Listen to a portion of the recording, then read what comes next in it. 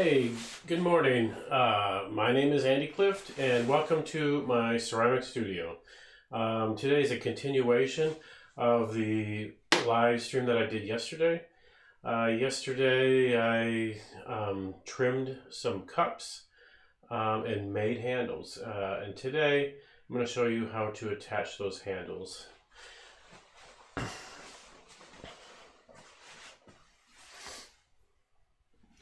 So, what I want to do here is just show you kind of what I have so far. Yesterday or last night I was starting to attach these handles. I kind of forgot that I had to do this video, but I saved 3. This is more or less what the finished form is looking, and these mugs are not necessarily all exactly the same, but this is how they look. Similar, but not the same. Alright, so I have 3 left, and what I want to do is go ahead and show you how to attach the handle. Let's see, let me move this over here.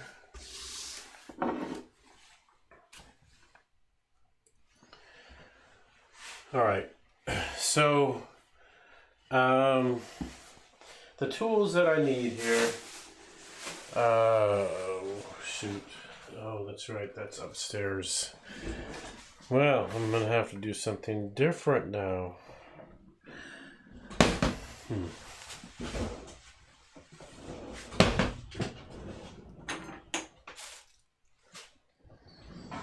Way to be prepared.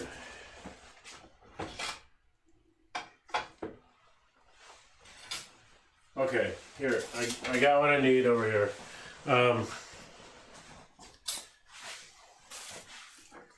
So you need a fettling knife, or what I actually use, a fettling knife looks like this. I'm using an X-Acto knife. A lot of times when I'm working with porcelain, it's just so smooth that an X-Acto knife actually will work better for me. So there's my cups. What I want to do now is grab my handles.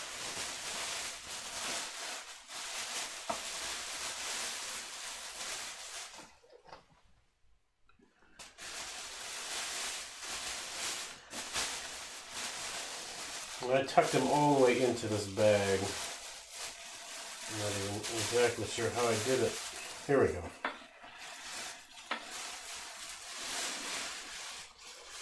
These are all kind of like at a leather hard state here, pretty stiff, and they could bend maybe a little bit, but not too much.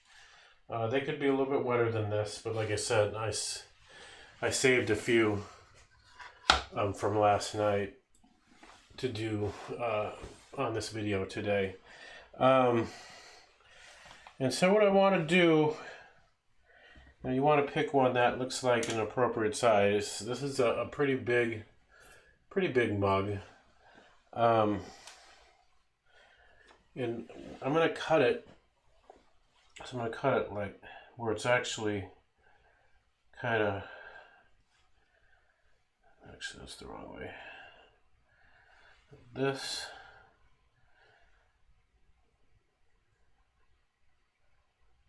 Like that.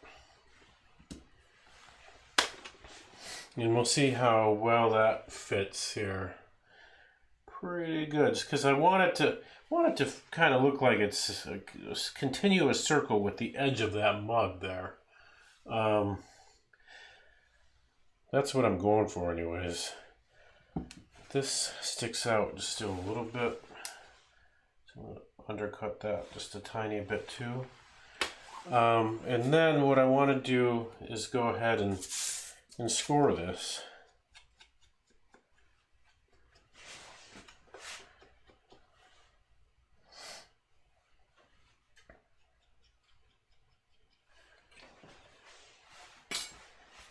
Once I do that, here's my slip right here.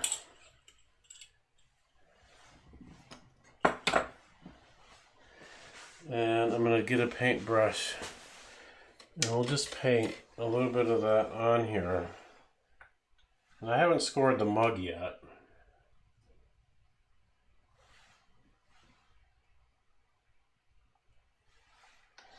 But I'm actually going to place this where I would like it here, about right like that. Then we're going to take that back off, and then we'll score that area. Now this is porcelain, so you really have to take a lot of time and pay attention to all the seams and connections that you're putting together, because the porcelain likes to crack and fall apart where you've connected things. And so you really need to just take your time and pay extra attention. You know, scoring and slipping even twice might be the way to go. Depends. If the clay's pretty dry, you really want to even pay more attention to those connections. Use a little bit more height with this camera here, huh? There we go.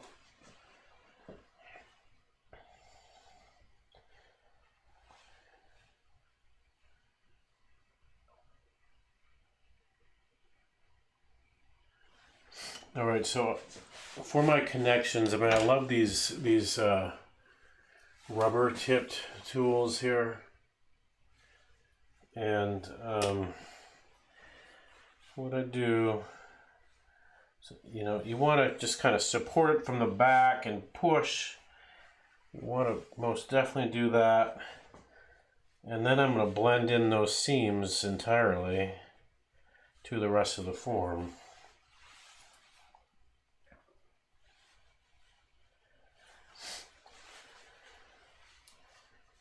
Especially the inside seams here, where I want it to blend right into the edge of the mug, kind of like that. So you can see there's a bit of a gap here, but this rubber tool actually will do a pretty good job bringing the clay forward and into the form mug, or the form of the mug.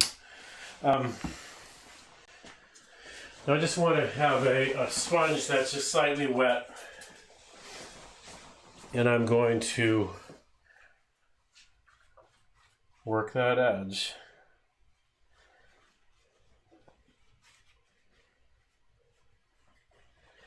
The handles should be about the same wetness as the actual cup. If the handle's really wet and the cup is really dry, as it dries more, the piece is going to end up, the handle will end up cracking or falling off completely. Because you know the mug has already shrank quite a bit, where if the handle's wet, it has hardly shrunk at all, and so this mug won't really shrink too much more, and then the mug will shrink a ton, and it'll actually shrink right off of the piece.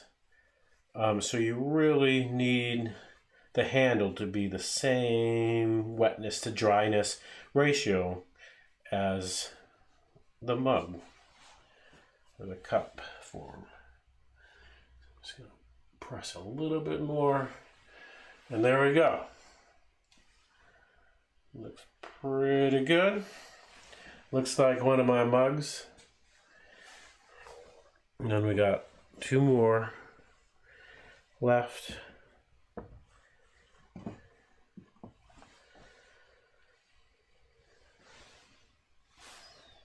Now one trick, this is still a little wet. One trick that you know, if you bend the rim, with mugs you have to trim. You have to trim the pieces when they're a little bit more wet compared to other pieces where you're not attaching handles. And so you might have tendency to kind of bend that rim, you know. This rim doesn't look too bad, but if you have like a bowl that's already made, you can just kind of slightly sort of put it against that bowl, and it'll kind of re-round the rim. It wasn't really too messed up in the first place, but it was a little bit. And then you actually, during the drying process, you want to probably do that a few times. I mean, here, this rim is a little, I mean, I don't know if you can tell on camera, but it's a little messed up. And so I could go, and as it's drying, every, you know, maybe 2 or 3 times during the day, if you do this, you can bring that rim back. You know, clay has a bit of a memory, meaning during the drying process, all the bends that you do when you make the piece, or if you hit it, when the piece starts to dry, those bends may come back. And so you have to dry things slowly, and you kind of have to fight it a little bit and keep on working on making those rims nice and round. Otherwise, after they're fired, they're going to end up looking really warped. All right, so I'm going to take another handle here. All these handles are kind of on the bigger side.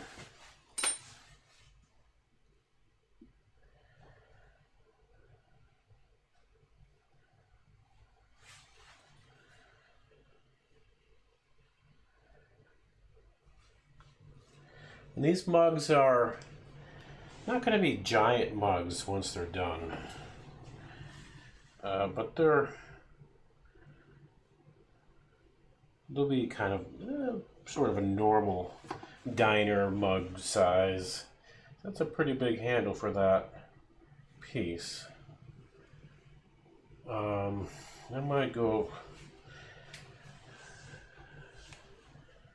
might use that on this one instead. That mug's a little bit bigger.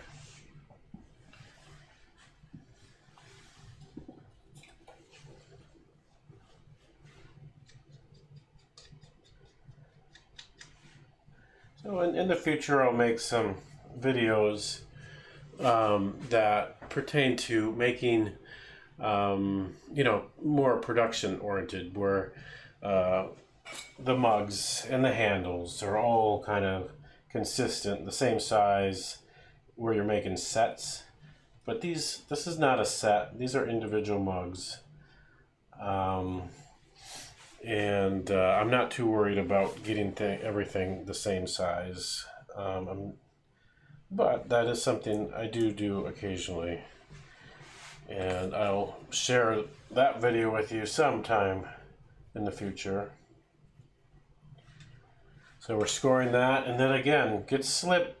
I'm going to put slip on both sides, and I like to come back here and scratch this again, especially since these have dried a little more than I'd like. But they're not too dry to where I'm not going to be successful. But that can actually happen, you know, where you know, pieces dry too much, and then you end up being able to, or having to just give up on them. All right, so there's a little less roundness to this. And so what I typically do a lot of times, this will give a lot different feel. But, you know, I really, you know, like to make the mugs, the handles look like they're stylistically the same, but actually feel differently, because, you know, everybody likes the feel of a mug differently. Or as far as the handles go, everybody does not prefer the same handle feel.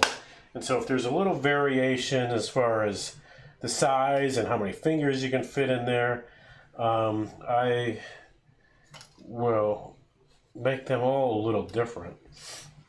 This one I'd like to be able to fit 3 fingers, and so I'm going to push down on that, and so, you know, that makes it possible. do that again.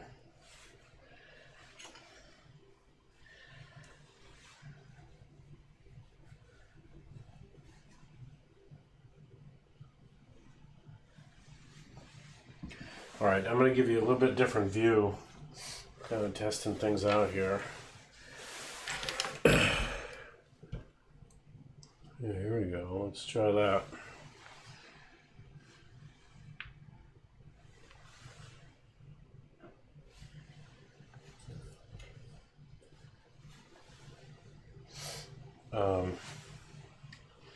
And I can even do this. Get focused. There we go. This actually is a little bit more natural for me to work this way. The location of that camera earlier was cramping my style a little bit. So I just keep on blending those seams in with the sponge.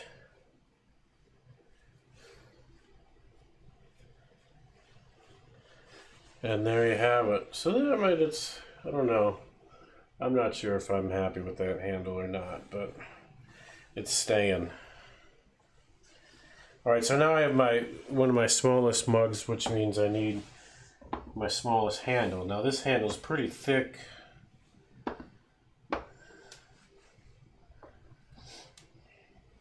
Let's actually go with this.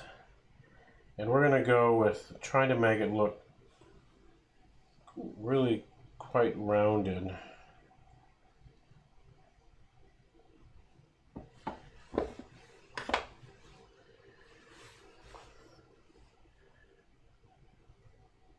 All right, that works for me. Let's maybe just cut a little bit more off.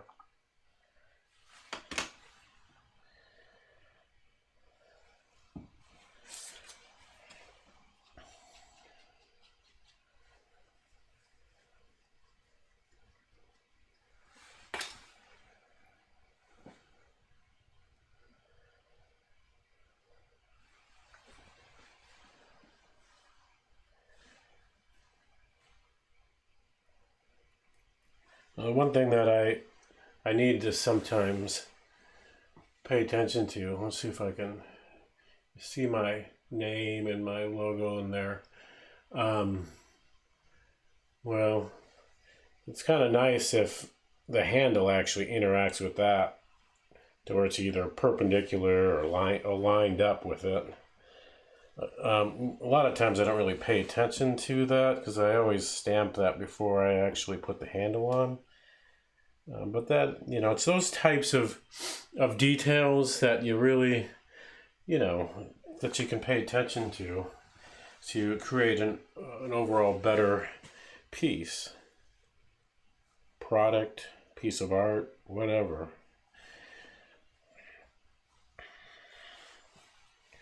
This is more of a product.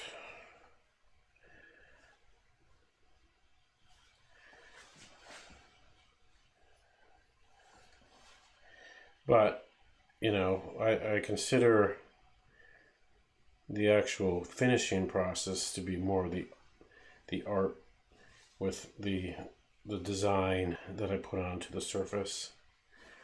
Of course, there's an art to making these forms, but the actual assembly of these mugs, to me, isn't necessarily making art. But that's a whole nother video.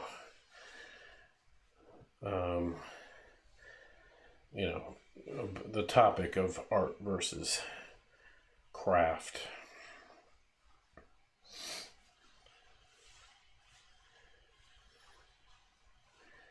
All right, so this rim is a little wet, and it's getting a little malformed here.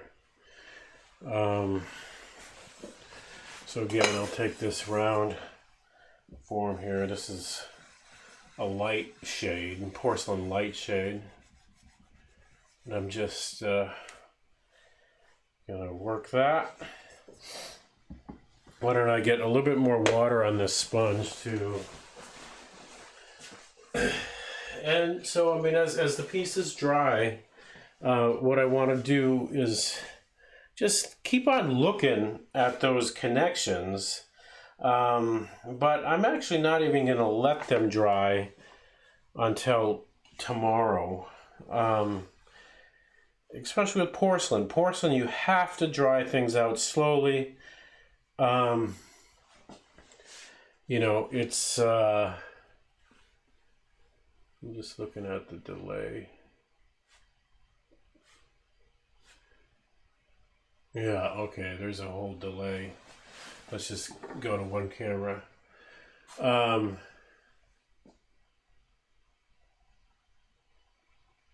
my things are a little bit weird.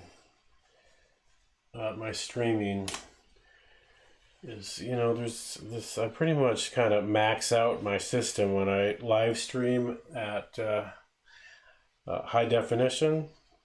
And so, you know, if you do any live streaming like this, it's a good idea to like restart your machine before you actually stream, or at least restart your machine every day if you're streaming live, because it just seems to, you then have more CPU. Don't have any other apps open when you're streaming.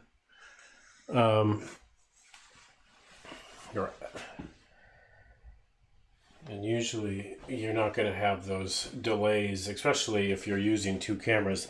Normally it doesn't really matter so much when you have one camera, but I have 4 cameras and a microphone all hooked up, and so it's hard to keep everything coordinated, and you have no control. It's the computer, and so you have to really be you have to just always be aware of that those things can come off. And like I said, restart your computer before you do the stream, and that'll work better. Okay, so the last thing to do here is I just want to cover these back up. And so I don't want to wet them or anything because they don't need to. I'm done. You know, I probably will look at the handles one more time after I open this bag, but I'll wrap this up pretty tightly like this. And then tomorrow I'll actually unwrap it, and typically I'll just throw plastic over the top of it. Can you even see that? Yeah.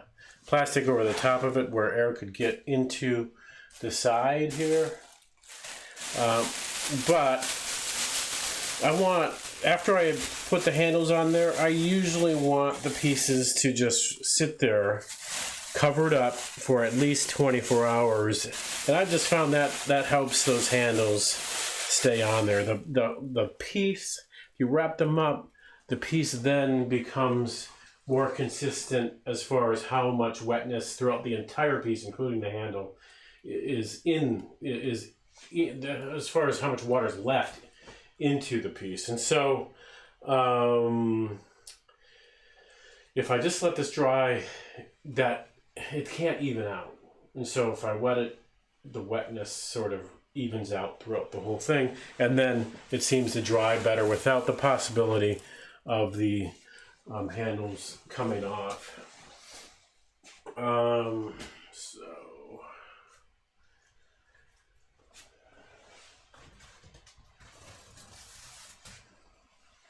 It's a constant battle having enough shelf space.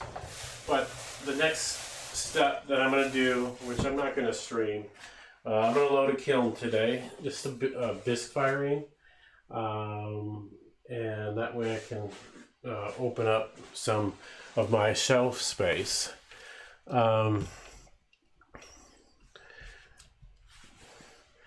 So I think that's about it for today. I hope you learned something, and we'll see you next time on Claystation Live. Signing off.